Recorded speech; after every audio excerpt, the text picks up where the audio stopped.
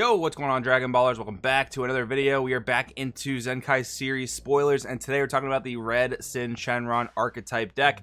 Sin hasn't really gotten a new deck since Sin Xeno, if you want to count that. If you want to count mainstay Sin Shenron, we're looking at the yellow archetype, I think from set 10. So having a new, fresh Sin archetype is always really cool, and it's in red, so we're looking at it to be a little bit more aggressive. Let's talk about the sleeper OP red deck, because more attention is definitely shined on SS4 Gogeta, for good reason, of course. We'll talk about Sin in today's video. If you guys are new here, though, make sure to subscribe, hit that bell so you never miss a video. And if you guys want to help support the channel, there are many ways down in the description to do so, as always. But today, guys, for all your sealed product needs, make sure to check out Mystic TCG down in the description. Best prices, best people, our team's sponsor. Definitely check them out down there in the description. Anyways, let's jump right into things, starting with the leader, of course. So on the unawakened side, we have a 1-star ball. So we actually have a Dragon Ball leader that searches Dragon Balls, but is just a regular awakened. So that's kind of crazy in and of itself. Permanent, your deck can only include up to 6 Dragon Ball cards and can't include non-red battle cards. So that right off the rip is a little disappointing, to be honest, because you can't play cards like Yellow Haze Shenron that could pop anything in rest mode during battle that's higher cost than your energy, your opponent's energy pool. That's a little bit unfortunate. Can't play Oceana Shenron either, but I mean, I guess they wanted to keep the archetype locked to what it is. Permanent, this card can't attack. Activate main, switch this card to rest mode, add up to 2 Dragon Ball cards from your deck or life to your hand, then shuffle any areas you look through with this skill. I think it's been a little while since we've seen a straight up +2 leader. Maybe, I guess, like Yellow Zamasu / Goku Black would be a similar one, but this thing can even do it on turn 1 without having to attack, so that's pretty good.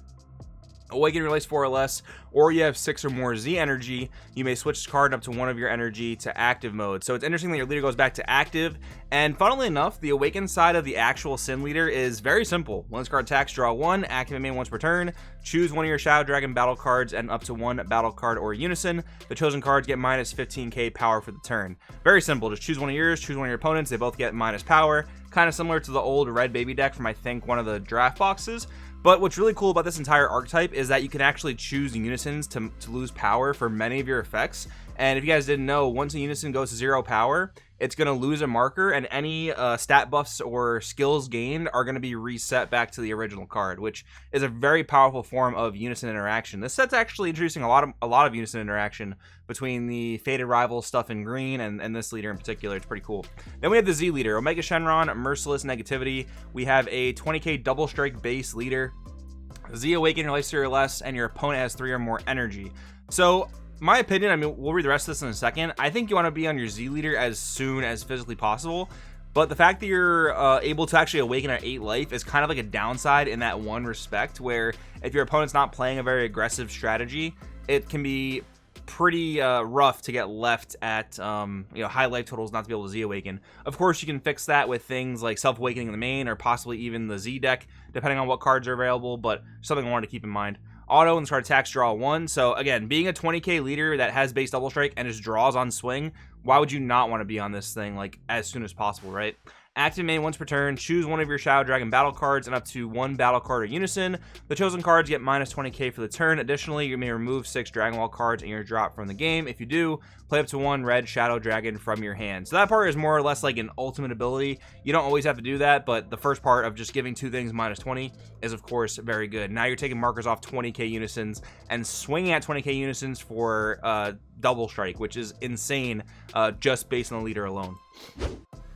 Then we have some Sin main deck cards. We have Sin Shenron, Dread Destroyer. We have a 4-drop 20k double strike auto. Choose 1 of your other Shadow Dragon cards and KO it.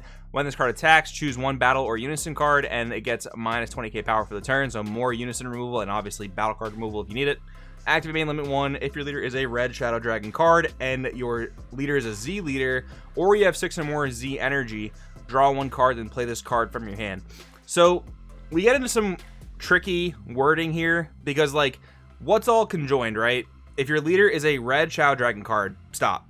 And your leader is a Z leader, stop. Or you have 6 or more Z energy, stop.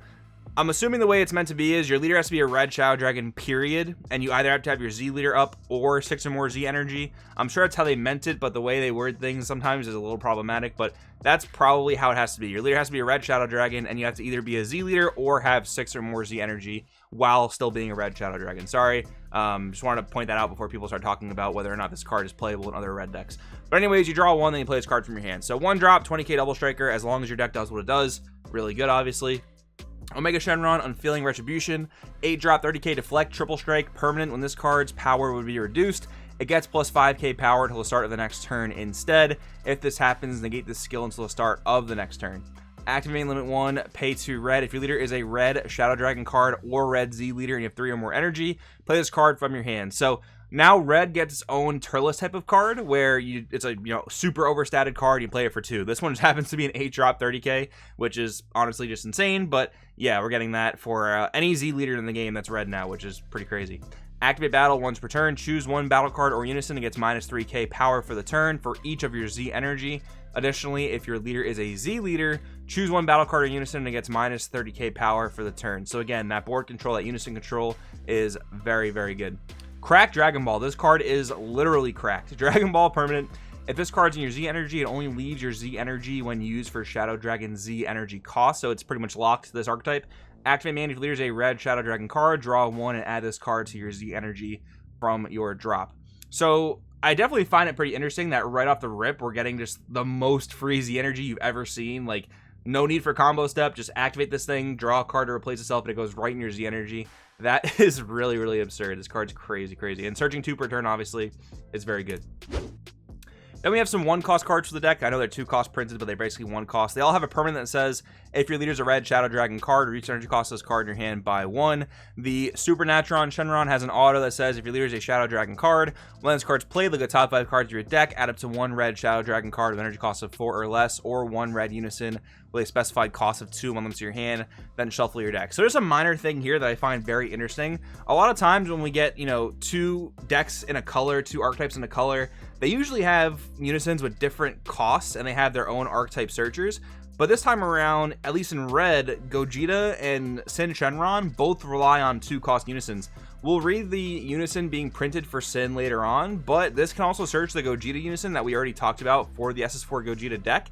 And with these cards all reducing their own cost to 1, that unison is very playable in this deck because you can just play these cards with the +2 ability.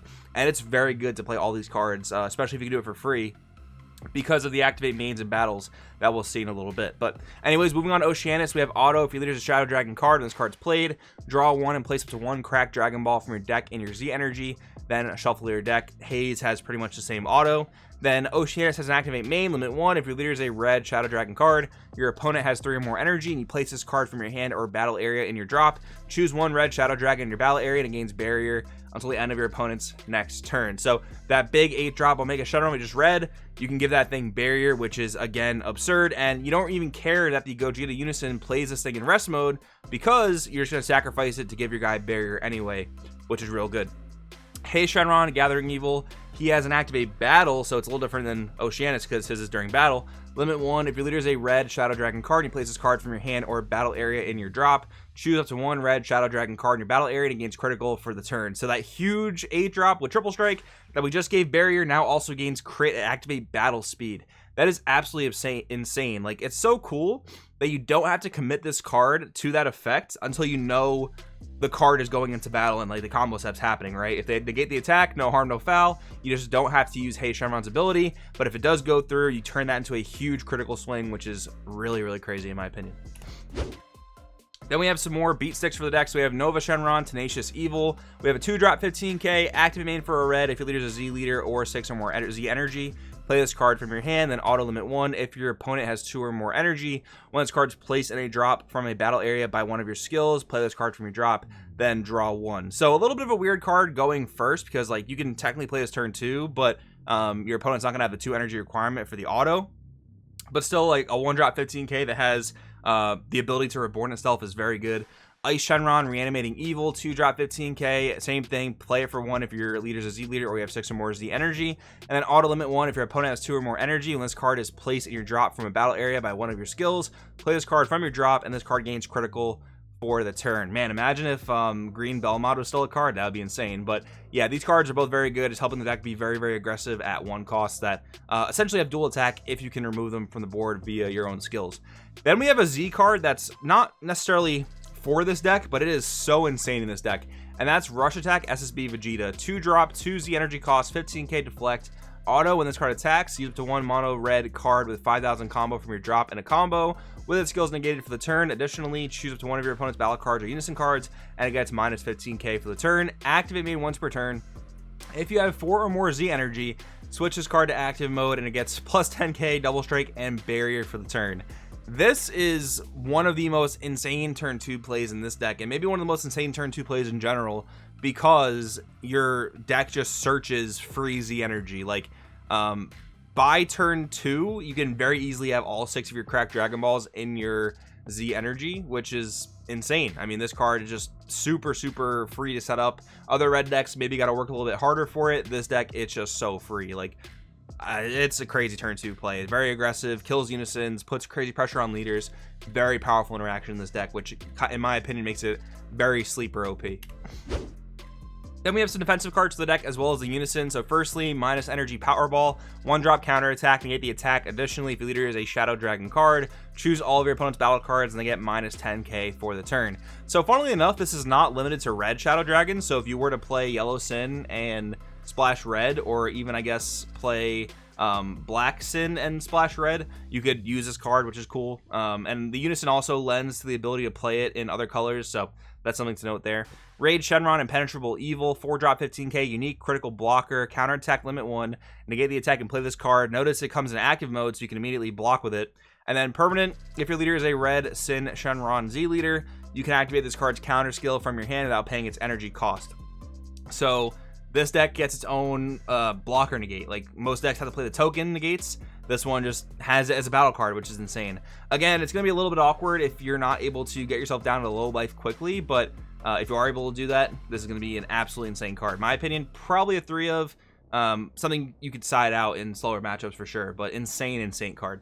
Omega Shenron, Assimilating Evil, the unison meant for the deck, 2-drop 15k, and power red 3 or yellow 3. So again, kind of lending to the fact that you can play it in the yellow Sin deck if you wanted to. Blocker, activate main for 2 if your leader's a Shadow Dragon card. Play this card from hand with 2 markers on it, again, for the yellow deck. Auto, +1 when this card attacks or activates blocker. Use 1 Shadow Dragon with 5,000 combo from your drop in a combo with the skills negated for the turn, so that you're generating more Z energy. Activate main -7 if you have 4 or more energy. Choose 1 Shadow Dragon card in your battle area and switch it to active mode. So, not a bad card by any means, but I think there are way better unisons to play in this deck. Again, I think Gogeta's a pretty solid one for all the different Oceanus and Haze Shenrons that we saw earlier. I think that Baby Unison might even be really good for this deck as well, because your turn 2 can easily just be that Rush Attack SSB Vegeta that we read, or any of the Ice or Nova Shenrons, and this card just definitely lacks in comparison to Baby Unison, right? That card is just absolutely insane. Plus, you get access to Videl, which is a crazy card, assuming it doesn't get hit in the ban list. But anyways, guys, that goes over the Red Sin Shenron archetype. Overall, I think that this archetype is being overshadowed by SS4 Gogeta. If that deck wasn't as insane as it was, I think a lot of people will be calling for this deck to potentially see some preemptive hits or something, because this deck does read very insane. I've definitely played this one less than I've played SS4 Gogeta, but I plan to play this one more. Definitely lend some time to it. But in the comments, of course, guys, let me know in the comments below what you think. Thanks for watching, and I'll see you guys in the next video.